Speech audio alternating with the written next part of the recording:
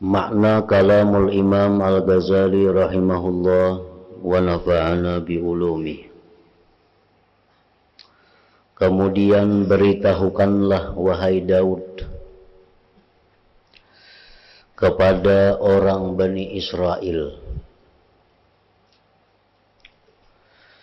bahwasanya tidak ada antaraku dan antara seseorang dari makhlukku nasab keturunan. Tidak ada antara seseorang makhluk keturunan Allah Ta'ala. Karena sudah jelas Allah berfirman, lam yalid wa lam yulad. Allah itu tidak melahirkan dan Allah tidak dilahirkan. Jadi kadada keturunan Allah Ta'ala. Maka besarkanlah kesenangan mereka, keinginan mereka, dan kehendak mereka kepadaku. Maka besarkanlah wahai Daud keinginan mereka itu kepada Allah dan kehendak mereka kepada Allah. Artinya Nabi Daud disuruh Allah memberikan semangat kepada orang-orang Bani Israel agar mereka itu ingin kepada Allah, agar mereka itu berkehendak kepada Allah. Dengan apa cara menggemarkannya itu? Dengan menyebutkan keindahan-keindahan Allah. Sampaikan kepada manusia keindahan-keindahan Allah, keelokan-keelokan Allah. Sampaikan kepada mereka pemaaf pengampunnya Allah. Sampaikan kepada manusia tentang bagaimana rahmat Allah itu sangat luas. Nah, sampaikan kepada mereka bahwasanya Allah itu memberi ganjaran yang sangat besar kepada orang-orang yang taat kepadanya. Nah, agar mereka itu bisa cinta kepada Allah, agar mereka itu mendekat kepada Allah.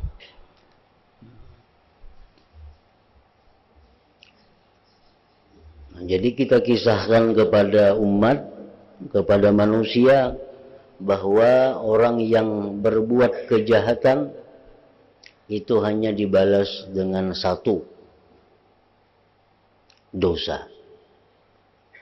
Itu pun Allah memberikan tempo kepada manusia itu selama 6 jam.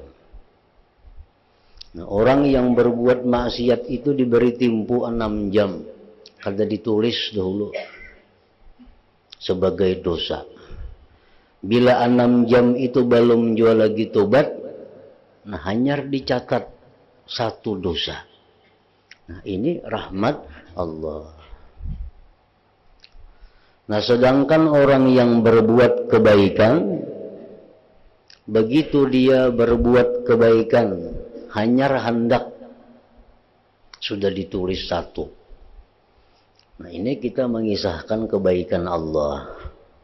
Hanyar hendak isuk kena bersembahyang subuh, hendak memberi makan ni orang. Hanyar hendak sudah ditulis Tuhan pahala. Begitu terjadi besok subuh memberi makan ni orang, ditulis 10 pahala. 10 itu minimal.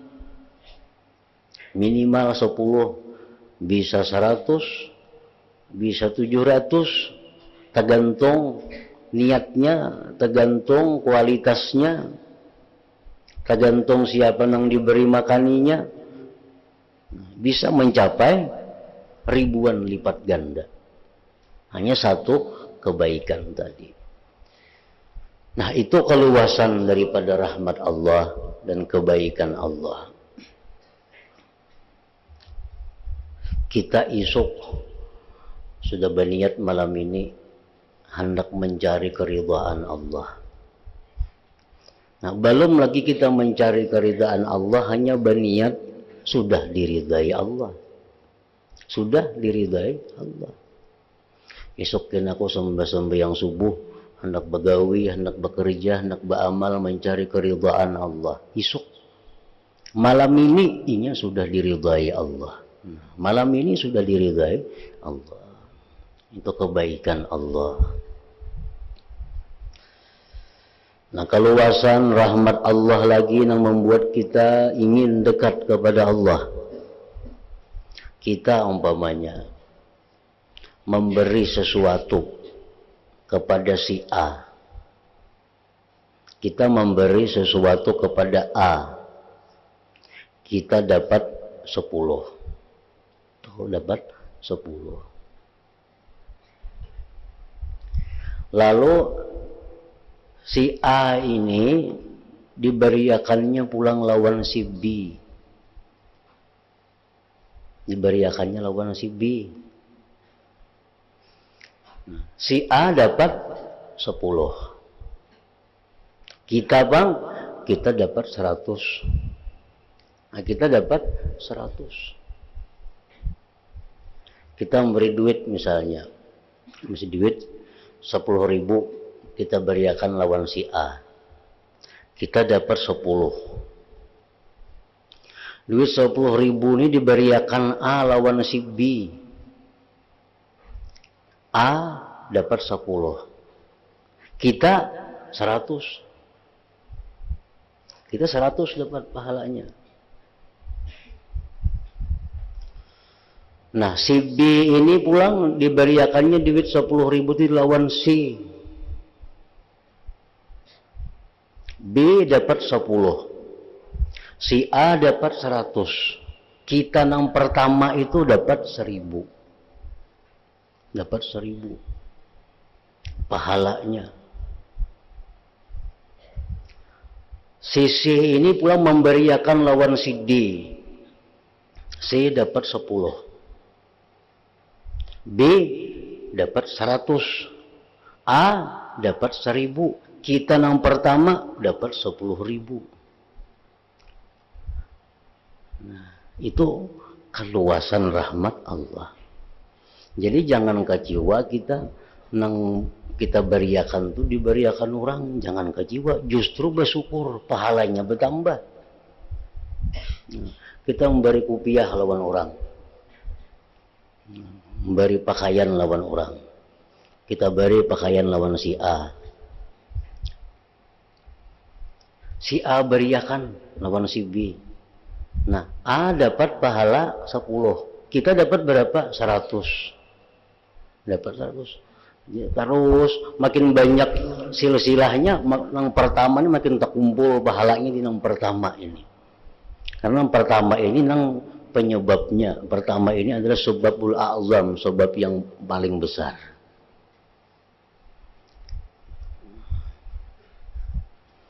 Nah, jadi itu amalan diamalkan oleh orang-orang salaf dahulu. Orang-orang bahari yang salih itu. Ini bakal kawanan orang salih mbak 4 misal kawan. Mbak 4. Lalu jarno sekong ini aku ada hendak memberi isi pulan itu duit nah. Cuma aku hendak ganal pahalanya. Ikam pun dapat pahala, aku lah juga. Nah, aku memberiakan lawan ikam A nah. A beriakan lawan B gina.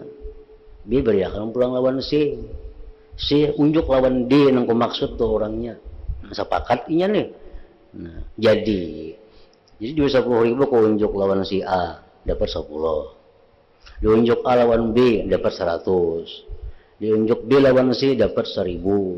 Unjuk C lawan D dapat 10.000 pahalanya. Amun kita langsung mau unjuk lawan D 10 aja dapat pahalanya. Nah, itu kebaikan Allah juga, rahmat Allah juga.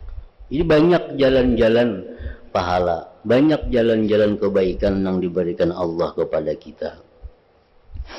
Maka besarkanlah hai Daud kesenangan mereka, keinginan mereka, dan kehendak mereka kepadaku. Cari jalan, cari usaha kayak apa supaya manusia ini hendak lawan Tuhan tuh berparak. Nah, kayak apa caranya? Cari usaha, cari jalan supaya manusia hendak dekat lawan Allah. Beritahukanlah kepada mereka itu kabar gembira, sesuatu yang tidak pernah dilihat oleh mata, tidak pernah didengar oleh telinga, dan tidak terlintas dalam hati manusia. Nah, kisahkanlah manusia itu surga. Kalau orang beramal ini dapat kena surga. Surga itu macam apa? Kada kawa dikisah. Itu ngaran surga. Mun kenikmatan dunia kau aja dikisah kayak apa aja harapnya. Orang bertakun nyaman lah, bah kata ada kisah dustainya. Ada aja kisahnya kalau dunia ini. Nang kada ada kisah tuh surga, nang kada ada kisah. Kalau orang aku malam tadi termimpi masuk ke surga, nah tuh kayak apa? Bah kada ada kisah, nah tuh bujuran itu. Kalau kenikmatan dunia tuh ada batasnya. Allah menjelaskan demikian bahwa surga itu kada pernah dilihat oleh mata kita dalam dunia ini macam apa baiknya, indahnya didengarnya telinga, terlintas dalam hati pun kada biasa.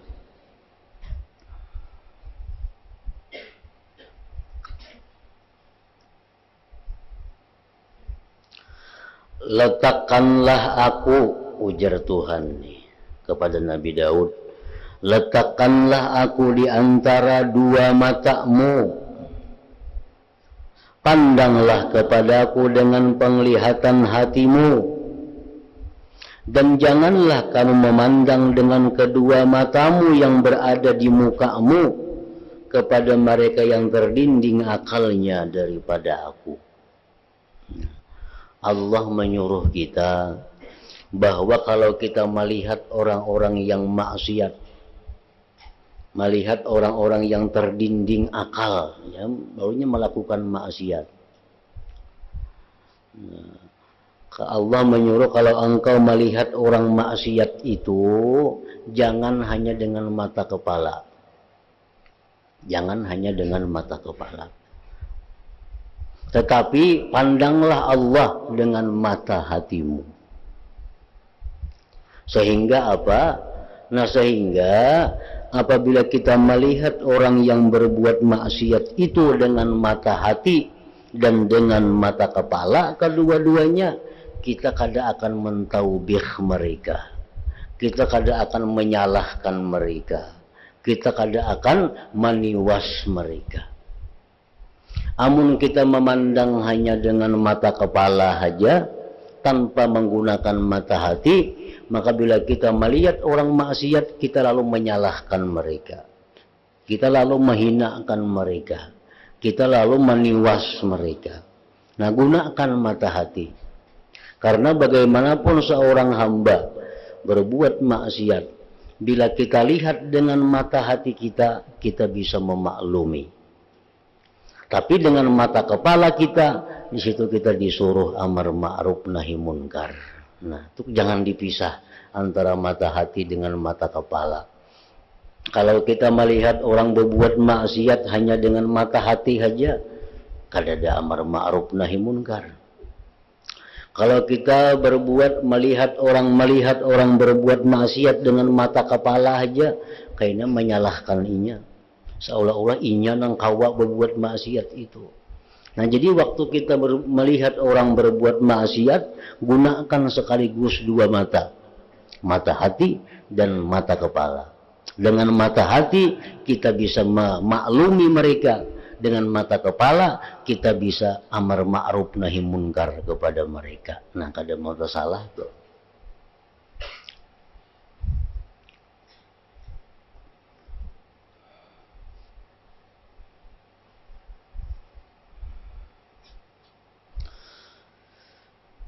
Maka mereka orang-orang yang terdinding akalnya tadi membiarkan akalnya menjadi kotor dengan terputusnya pahalaku daripadanya.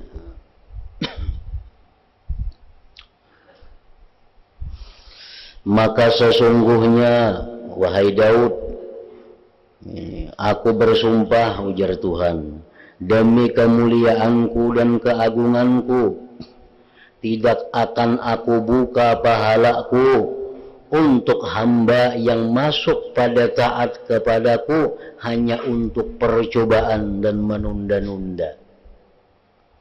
Kalau kita mencoba satu ibadah, itu kalau diberi Tuhan pahala.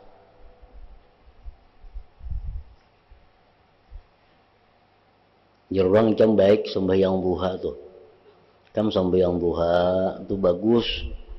Rezeki lancar, segala macam. Kalau kena jadi kita nih, esok kena kau coba ya sembahyang duha. Nah dicoba-coba, kada kawa Allah kada katuju ibadah tu dicoba-coba. Kada diberi Tuhan pahala. Yang baca cobaan gawi. Jarang nih ada amalan nah salawat baca 1000 sehari. Belecam amalakan ini seminggu aja kempunahan hutang. Nah, kalau aja kita kena coba ya kena. Kada kalau dicobai kada jadi berhasil, Allah kada mengabulkan, Allah kada memberi pahala. Bila ibadah itu dicoba. Dicoba itu sesuatu yang belum tentu baik buruknya. Itu cobai. Kalau ibadah ini kada tentu pasti sudah baiknya.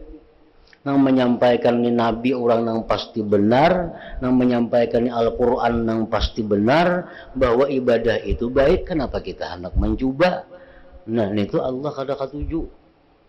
Kada kau dicoba-coba, nang dicoba itu bisa datangnya dari perkataan nang orang kada kakaruan,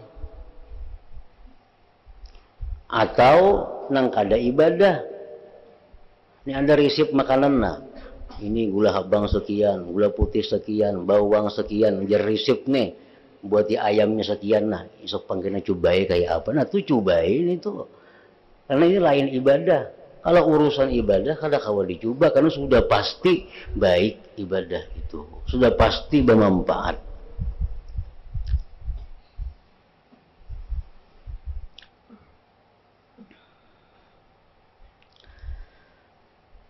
Rendahkan bacaannya, rendahkanlah dirimu, rendahkanlah dirimu kepada orang yang ia belajar kepadamu. Itu bacaannya. Rendahkanlah dirimu wahai Daud kepada orang yang ia belajar kepadamu. Orang-orang yang belajar ilmu kepadamu, bersikaplah engkau tawadhu kepada mereka. Bersikap tawadhu. Jangan merasa pintar pada mereka, jangan merasa lebih mulia dari mereka, jangan. Dan jangan bacaannya, dan jangan melampau batas kepada para murid. Jangan menganiaya mereka maksudnya. Jangan menzalimi kepada mereka.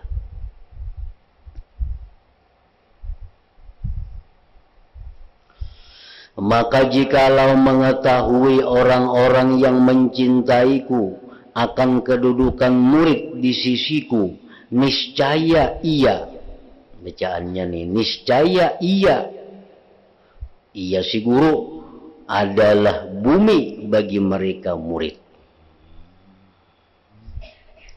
yang mana mereka murid berjalan di atasnya.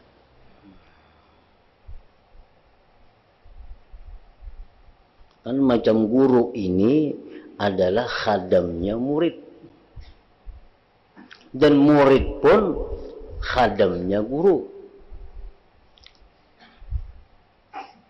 Nah itu, guru ini pembantu murid dalam bidang-bidang tertentu, Dan si murid pun pembantu guru, khadam guru dalam bidang-bidang tertentu. Contohnya, si guru ini khadamnya murid, ujar murid, guru betakun pang, ini apa hukumnya? Lalu si guru mencari akan kitabnya, cari akan guru kitab. Hanya kita dapat, guru itu hukumnya, yang jam takunakan semalam itu hukumnya haram. Ini guru, ini pembantu murid. Waktu mengajarkan ilmu, si guru ini adalah khadamnya si murid. Jadi murid, guru ulangi pun lagi sekali, kada mengerti. Mau ulangi itu guru maka. Lagi sekali guru, kada paham kami. Mau guru itu. Karena dalam hal pelajaran ini, guru itu adalah khadamnya murid.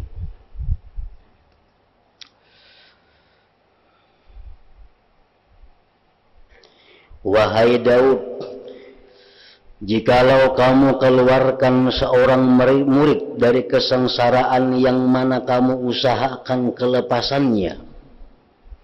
Ini murid nih, sengsara, kenapa kada paham? Ya si guru kayak ini paham lah ikam. Kada paham lagi aku mulakan contoh ya guru Kayak ini, mengerti lah ikam. Kada paham juga. Contoh kayak ini pang ya guru, kayak ini. Hanya mengerti. Beberapa kali contoh hanya mengerti. Maka ujar Tuhan, aku tulis kamu wahai Daud di sisiku sebagai seorang yang berjihad. Dan barang siapa yang aku tulis pada sisiku sebagai orang yang berjihad, niscaya tidak ada atasnya liar dan berhajat kepada makhluk.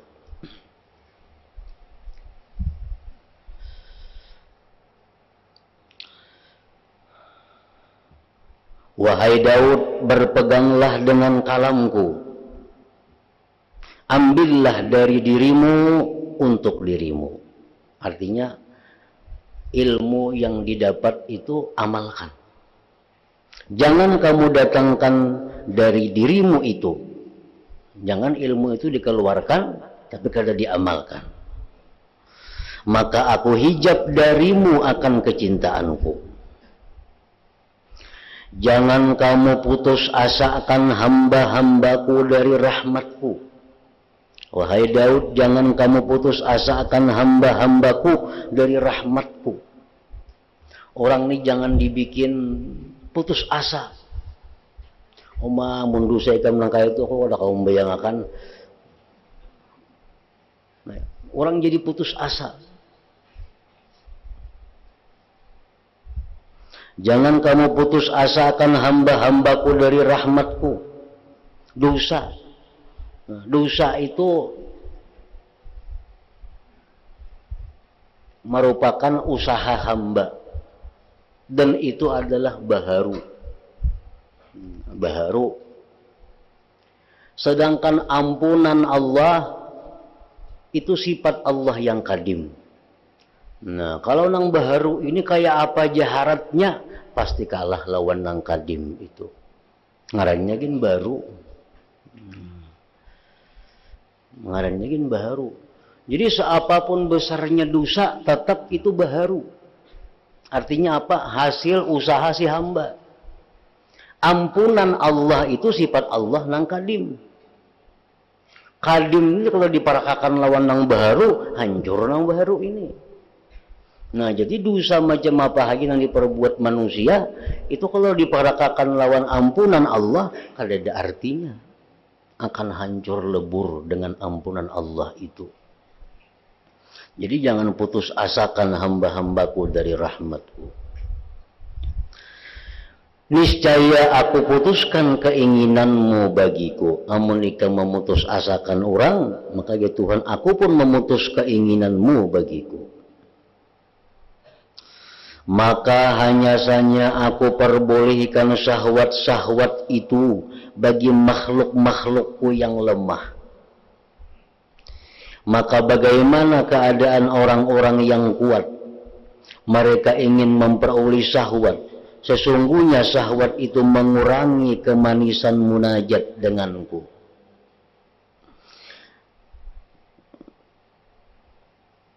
nabi-nabi, kita bandingkan contoh nabi-nabi. Nabi-nabi Sulaiman, nabi yang maha kaya, yang luar biasa kekayaan Nabi Sulaiman dan kelebihan Nabi Sulaiman. Nabi Daud punya kerajaan.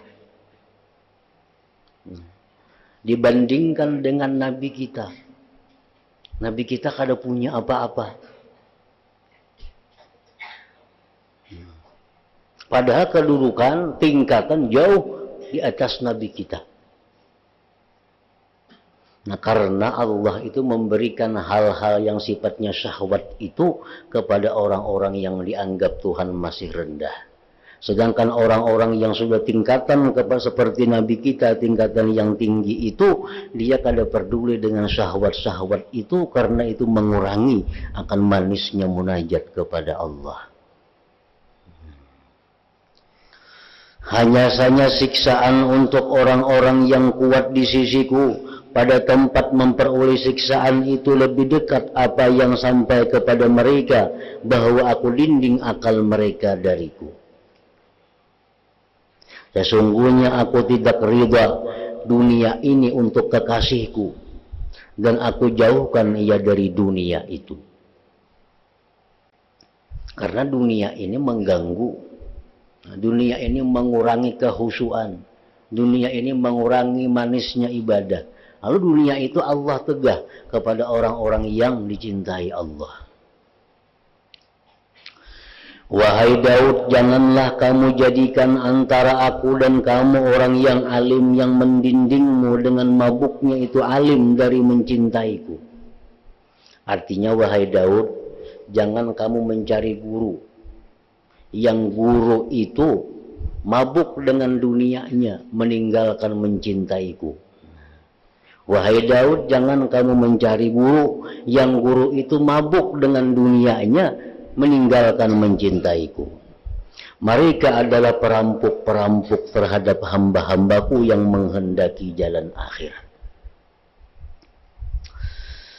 Minta tolonglah untuk meninggalkan nafsu syahwat dengan puasa yang terus-menerus. Takutlah dari coba-coba untuk tidak berpuasa, berbuka.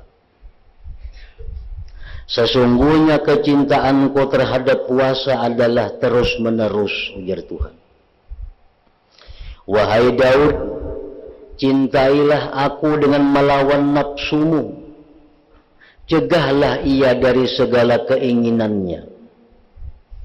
Niscaya aku akan memandang kepadamu, dan kamu akan melihat hijab antaraku dan kamu terangkat. Hanya saja aku mengijikmu, wahai Daud, dengan ijikan, supaya kamu kuat atas pahalamu.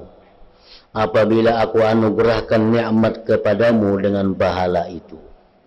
Dan sesungguhnya aku menahan darimu, dan kamu berpegang teguh dengan mentaatiku. Dan Allah Ta'ala mewahyukan kepada Nabi Daud, wahai Daud, jikalau orang-orang yang berpaling dariku mengetahui, ahli maksiat, jikalau mereka itu mengetahui, ujar Tuhan, bagaimana penungguanku bagi mereka, kasih sayangku terhadap mereka, dan kerinduanku agar mereka meninggalkan perbuatan maksiatnya, niscaya mereka akan mati karena rindu kepadaku, dan terputuslah persendian-persendian mereka. Ujar Tuhan, jakanya tahu orang-orang ahli maksiat tuh, bahwa aku ini menunggu kapanpun ini hendak minta ampun, ku ampuni 24 jam. Jakanya tahu dia Tuhan inya itu pada aku nang macam ini, niscaya inya mati karena rindu kepadaku. Kada mahadang jam berapa, orang ahli maksiat selalu ditunggu oleh Allah, selalu dinanti oleh Allah untuk kembali kepada Allah. Dan Allah itu paling bangga, Allah itu paling suka kalau kita ini kembali kepada Allah. Kita ini maksiat lawan Tuhan. Satu saat kita kembali kepada Allah. Ya Allah, ampuni aku. Ya Allah, sayangi aku. Ya Allah, aku ini banyak dosa. Nah, Tuhan tuh bakiawan lawan malaikat. Dalam sebuah hadis disebutkan, Allah bakiawan malaikat. Nah, ya Tuhan tuh lihat hambaku, lihat manusia tuh. Nah, ingin selama ini maksiat, akhirnya bebulik jiwan aku. Nah, Tuhan bangga dengan demikian itu.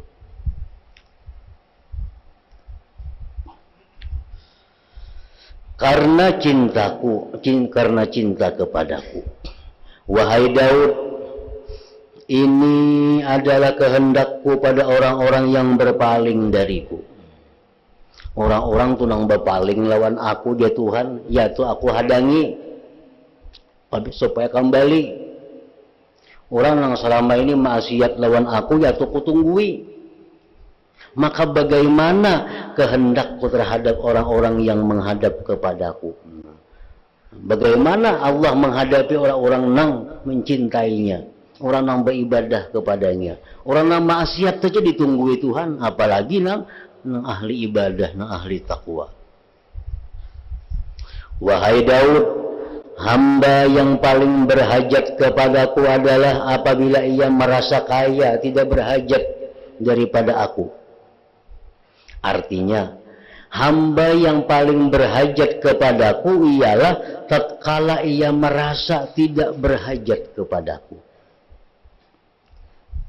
Hamba yang paling berhajat kepada Allah adalah hamba yang merasa dirinya kada perlu kepada Allah. Ini orang sebenarnya sangat berhajat kepada Allah. Hamba yang paling berhajat kepada Allah adalah hamba yang merasa kaya daripada Allah. Yang paling kasih sayang adalah aku dengan hambaku apabila ia berpaling dariku. Artinya hamba yang paling kasihan itu ya Tuhan, hamba yang berpaling daripadaku. Maras kasihan hamba yang berpaling lawan Tuhan itu.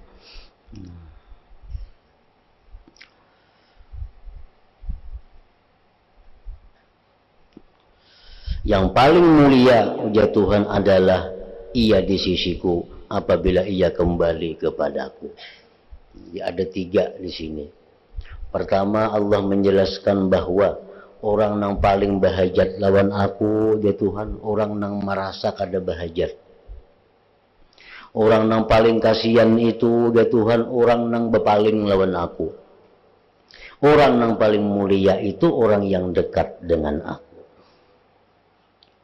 Nah, maka inilah cerita-cerita dan semacam dengannya yang tidak terhitung banyaknya adalah menunjukkan atas adanya mahabbah.